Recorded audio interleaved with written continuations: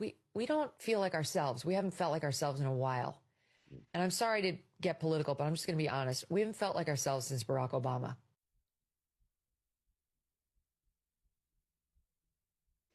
He was such a slick snake.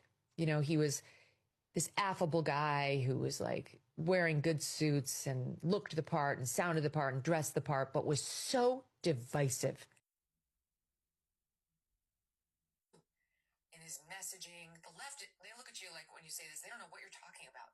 It's like, because you don't pay attention to the other half of the country. You only pay attention to your absurd news sources, which spin and spin and spin to protect Democrats, especially if they're named Obama. He's the one who started to inject race where no one had been doing it. He's the one who started to use his pen and the phone to shove things down our throat that we didn't want. He's the one who shoved through an entitlement on our health care and our personal doctor visits that he promised he wouldn't mess with, and then he did, really hurting people, causing massive anger and open lies. He never missed an opportunity to twist the knife on the racial issue. He would do it subtly and in his own way, but it was very clear what he was doing. He never, for the first time, we had a president who weighed in on legal cases before they'd played out. We never did that. That was a taboo that had never been crossed before him. And Donald Trump was the reason Barack Obama, reverse that. Barack Obama was the reason Donald Trump came about, that he was born as a political figure. They say Trump's divisive. He was the antidote. He was the answer to the divisiveness of Barack Obama. And we just haven't felt like ourselves for years now. Oh, we're going down this fucking path again. Megyn Kelly, you simpering sack of MAGA shit. This is Simone Biles' level of mental gymnastics. But you are right in one small part. We haven't felt the same since Obama. Because Obama was the last time that we had somebody that was under the age of fucking 70! Also, to take a little bit from that side of the aisle, I think y'all have Obama derangement syndrome. There has never been a more divisive president than Donald John Trump.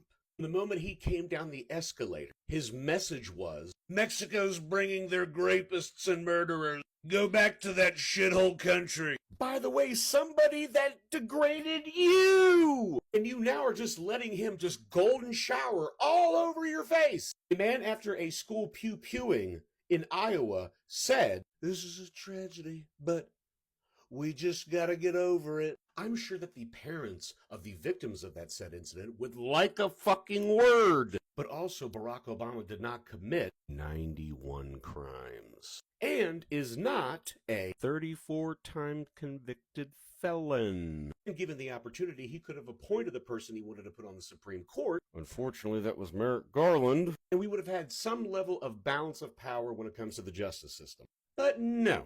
We have turtle-faced McConnell saying that we can't appoint anybody new during an election year. Yet, the orange slippery son of a bitch decided to shoehorn in Amy Crusty butt plug while the votes were literally being counted in the 2020 contest. He also didn't tear gas his own citizens to go across the lot to take a picture with the Bible upside down. Barack Obama has never had the platform that contests are rigged. Barack Obama in 2004 had said, there is not a liberal America, a conservative America, there is the United States of America. You know, a unifying message. He didn't go, they did this, they did this, they did this, they did this, they did. By the way, I thought you guys hated pronouns. And Barack Obama, in the wake of the Sandy Hook massacre, did a public speech and wept for the victims. What did Donnie do? When asked about how he felt about Charlie Kirk's unaliving. You know, as you can see, we're in the middle of the construction for the ballroom. You know, for 150 years, they've said, we need a ballroom, we need a ballroom. And after the wake of what happened to Charlie Kirk,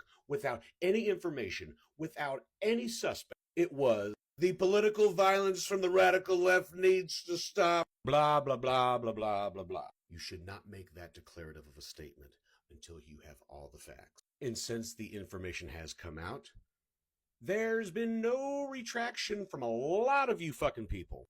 All of this to say, Megyn, you conveniently go back to, we haven't been the same since the black guy was the president. Anymore, you guys aren't doing dog whistles. It's just a fucking foghorn. Y'all are so butthurt that the black guy was president for 8 years straight. And you say that he was the antidote to Barack Obama. What you are presenting is, let's see, we could either go with the woman or the racist scrotum dipped in Cheeto dust. So I'll make you a deal, Megyn.